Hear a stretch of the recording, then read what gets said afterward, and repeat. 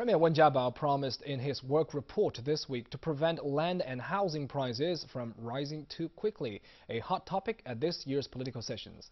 Chen Tingjie tells us delegates from Shanghai have put forward several ideas to help the Premier reach that goal. Chinese people have traditionally considered home ownership a symbol of success. But a rapid increase in housing prices over the past few years has left many big city residents fearing they will never be able to afford their own home. Legislator Fan Yun says limits on the profit margins developers are allowed to earn could help solve that problem. But first, the country has to rethink the way it leases land. Fan says for many years, governments in many cities have not updated benchmark land prices, which are based on location.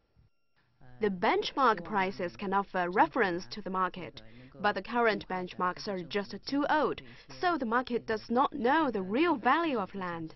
So updating the benchmarks on a timely basis could help regulate the market and restrain the quick rise in land and home prices. While legislator Fan Yun is focusing on housing prices, some other legislators are looking at how the government can ensure housing is available to everyone, especially low-income families. In his government work report, Premier Wen said his administration will build 3 million homes for low-income people this year.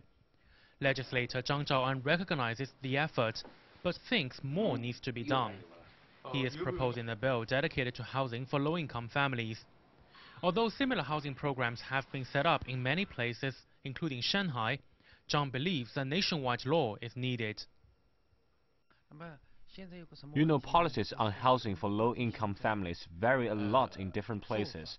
Everybody is setting up their own model without knowing whether it is good or bad. So I think the law should clarify some principles. Who should build the houses? Who is qualified to buy them? What are duties of the government, departments, developers and residents involved? Zhang wants central government to set regulations for all low-income housing. For example, he says affordable homes should be no larger than 60 square meters, no matter where they are located. And he says developers should not be allowed to earn more than a 3% return on investment on affordable homes. Chu Junhao agrees. Chu says affordable housing must be treated as a long-term issue and has put forward a bill of his own. Those who get an affordable house can earn a big sum if they sell the house in the future. Such a sharp wealth increase is unfair to other people who are not qualified for affordable housing but have housing problems.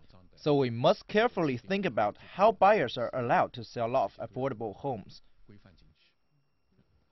That is an interesting point for residents of Shanghai.